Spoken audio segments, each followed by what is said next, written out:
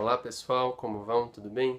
Eu sou o Luiz Ladeira, professor de português, e estou aqui para falar com vocês sobre o concurso previsto para a Câmara Legislativa do Distrito Federal. O concurso está previsto para esse ano, o edital deve sair no meio do ano mais ou menos, e é um concurso muito interessante. Vários de vocês estão curiosos aí, interessados para acompanhar o concurso, para fazer o concurso e para se preparar para o concurso.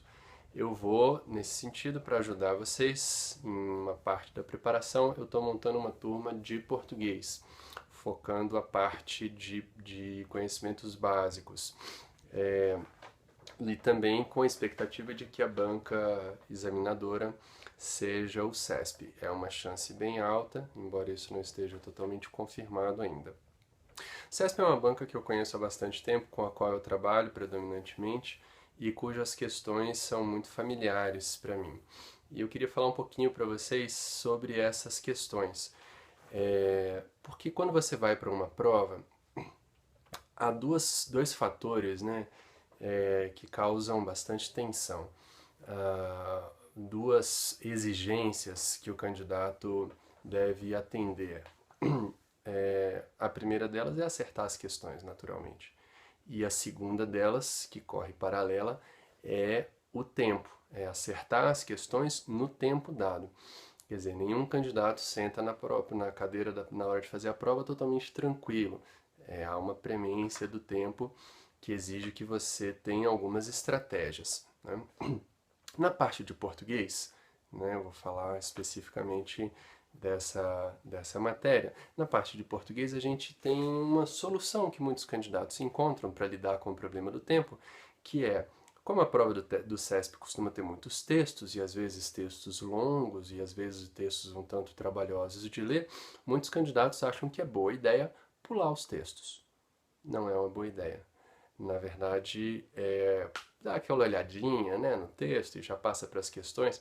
Essa é uma péssima estratégia. Você acha que está ganhando tempo, mas nem está ganhando tempo, nem está melhorando a qualidade das suas respostas. O texto na prova do CESP é seguramente o seu melhor amigo. É nele que você vai encontrar as respostas. E não no trechinho que o item sinaliza dele, mas no texto inteiro. Em outras bancas isso às vezes é diferente, às vezes você consegue resolver muitas das questões que são baseadas no texto sem precisar voltar ao texto. Na prova do CESP dificilmente isso acontece, sobretudo nas questões de interpretação. E eu queria falar um pouquinho sobre essas questões, então, tanto de interpretação quanto de gramática. Há uma maneira de lidar com essas duas necessidades, com esses dois apertos, né, com essas duas exigências, acertar a questão e lidar com o tempo. Há uma maneira de lidar com essas duas tarefas associadamente, que é você desenvolver uma intuição a respeito dos itens. Não é uma intuição como uma intuição natural, como um sexto sentido, como uma coisa. É uma intuição trabalhada, uma intuição desenvolvida, estudada, meditada. E ela é atingida com bastante exercício, muita repetição de questões e sequência, né, de exercícios de temas variados, com uma orientação específica. Então essa orientação é um dos pontos-chave do meu curso, do trabalho que eu pretendo fazer nessa turma que a gente deve iniciar na semana que vem, às segundas-feiras à noite. Como desenvolver essa intuição? Na verdade, há uma linguagem. Você tem dois amigos na prova, né? Eu falei que o texto é o seu melhor amigo. O texto é o seu melhor amigo em termos.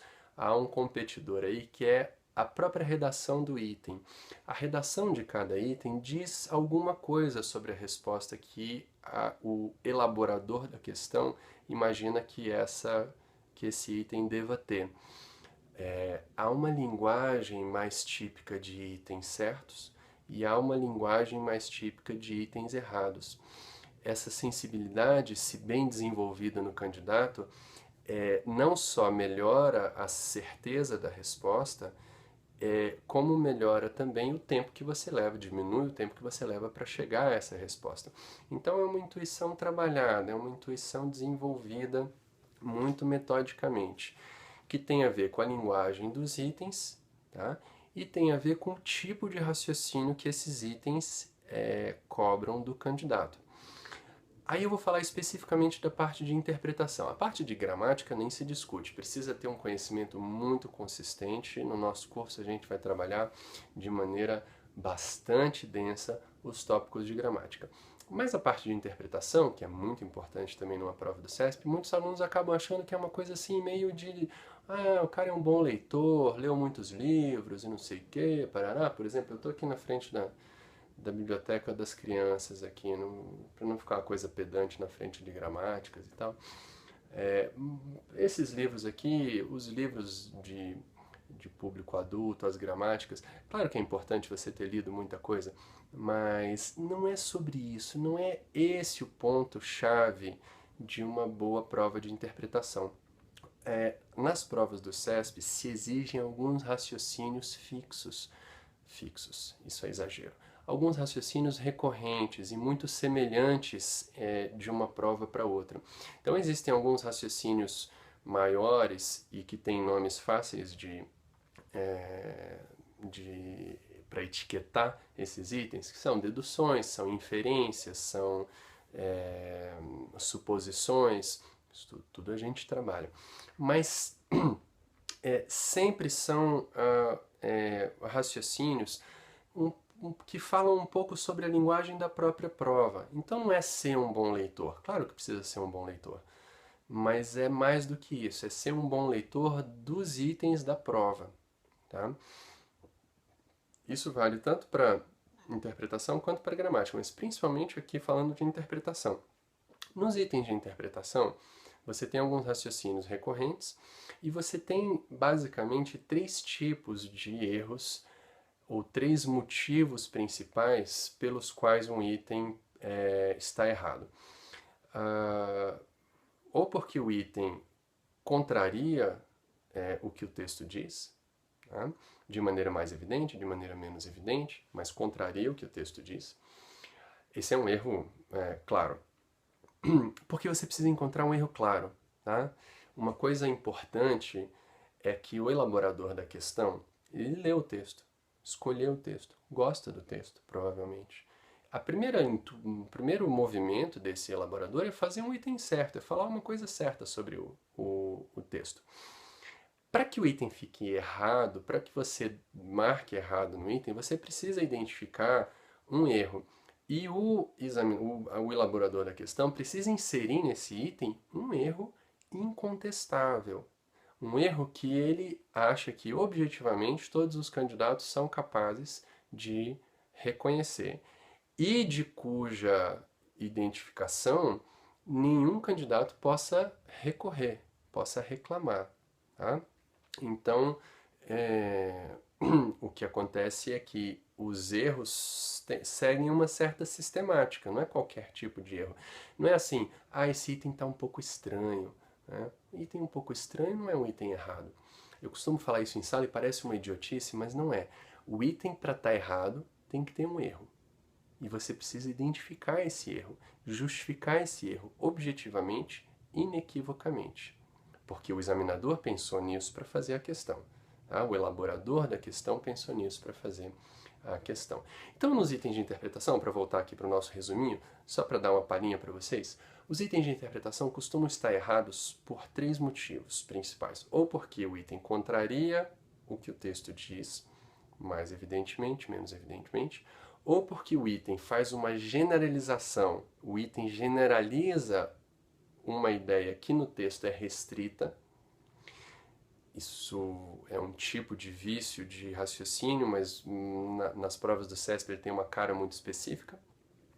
Ou, em terceiro lugar, o item restringe demais uma ideia que no texto é mais abrangente.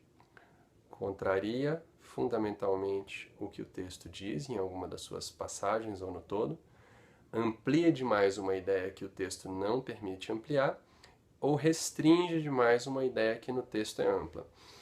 Sobre esse segundo erro, a da ampliação, é importante dizer o seguinte: a gente costuma falar assim, porque não pode extrapolar o texto. Pode. Toda interpretação é uma extrapolação. Se você não extrapola o texto, é mera paráfrase, é mera compreensão literal do que o texto disse de maneira mais superficial. Os itens de interpretação, em geral, extrapolam o que o texto diz explicitamente. Aí vem as inferências, o comando de depreende-se tal coisa, as conclusões, as deduções, as induções, tudo é extrapolação. O que você vai ver, quase tudo, exagero meu, quase tudo é extrapolação. O que você vai ver é se essa extrapolação está dentro dos limites do que o texto permite, tem a ver com o que o item disse. Isso aí a gente vai refinando, vendo repetidamente itens de interpretação. Então, para adquirir essa sensibilidade e essa automatização que que está acompanhada ou que acompanha essa intuição de que eu falei, para desenvolver essa intuição e essa automatização, a gente precisa fazer muitos exercícios e de maneira muito direcionada. Quer dizer, vendo exatamente os pontos-chave em cada item que organizam o raciocínio que o elaborador da questão espera que você tenha, certo? Então, eu queria só rapidamente falar isso para vocês sentirem um pouquinho um dos focos principais do nosso trabalho. O outro foco principal é um trabalho muito consistente de gramática. Então, esses dois eixos, um trabalho muito consistente na parte teórica de gramática e um trabalho muito específico sobre a linguagem da prova do CESP para desenvolver uma intuição consciente, trabalhada, racional, estatística sobre as questões, os itens certos e errados numa prova do CESP. Tá bom? Espero que vocês queiram entender melhor esse nosso trabalho. Quem tiver interesse, me procura por aqui. A nossa turma está prevista para começar na segunda-feira, dia 27 de março. Obrigado a todos e até mais.